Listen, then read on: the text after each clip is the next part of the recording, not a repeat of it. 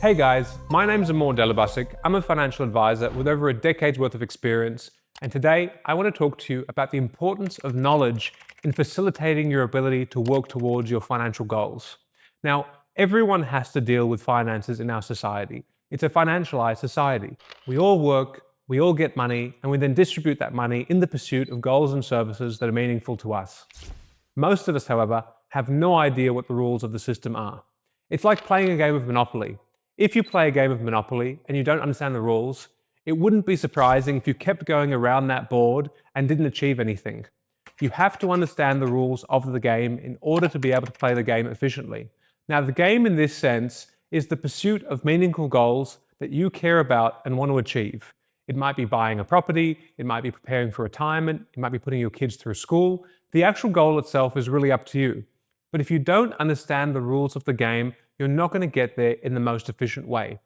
The issues you're going to face are multiple. One, for example, might be taxation.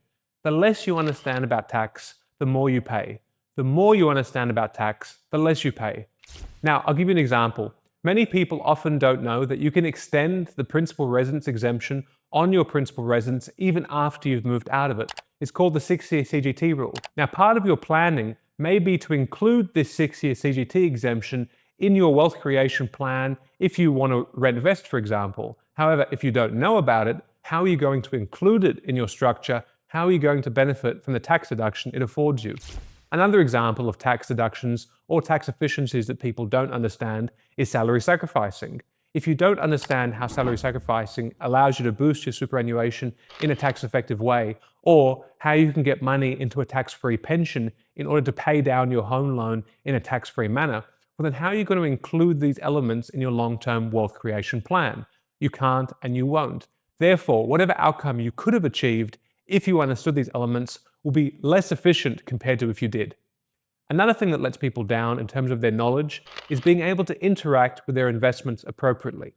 Many people understand investments only from the perspective of information that was given to them by their parents or potentially their friends at a barbecue. Now, whilst being well-intentioned, these are fundamentally a layperson's understanding of investments.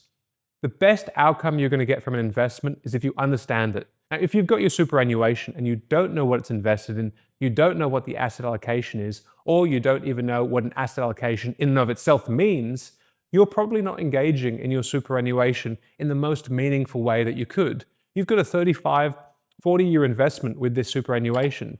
If you're leaving your garden untended, how likely is it you're going to get the best outcome from it? A final element is fees and costs. Often people have no understanding of what the fees are that they're paying in their superannuation, in their investments, on their mortgages, on their loans.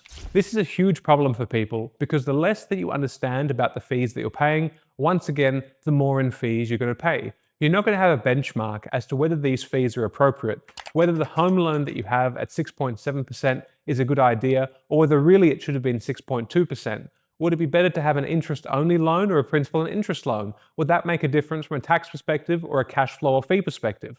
If you don't understand these elements, you're going to pull yourself back financially and you're not going to be able to move forward as quickly or as effectively as you could if you had the information at hand. Now, the first point that I always encourage my clients to engage with is education. Ask questions. Become competent and confident. Even if you're working with a financial advisor, you can't just outsource all of the information gathering to them. They should be a source of truth for you and a source of knowledge, but you need to start absorbing that knowledge and really coming to an understanding of how these things work. If you don't have a financial advisor at the moment and you can't engage with one, start reading books. Engage with different books, engage with different authors across a wide range of topics. I would even encourage picking up a financial advice textbook or a taxation textbook and engaging with these. Go through them over a period of 3, 4, 5 weeks. Take it slowly. Make sure you absorb the information. At the very least, it'll show you what you know and explain to you what you don't know. And then if there are things that you think are interesting to you, you can engage with them on an ongoing basis. Now, in the description below, I'm going to put a couple of links to textbooks and books which I think are going to be useful for developing a foundation of knowledge. We've also launched an academy, which you can get a free subscription to, where I go through every element of financial planning knowledge that I've ever required, how it's useful to you, and how you can integrate it into your financial plan. It's totally free for a limited time only, so take advantage of that resource. As always, If you found this useful, you have any questions or comments, leave it in the comment section below. We'd love to hear from you. I hope you've enjoyed the video, and we'll see you next time.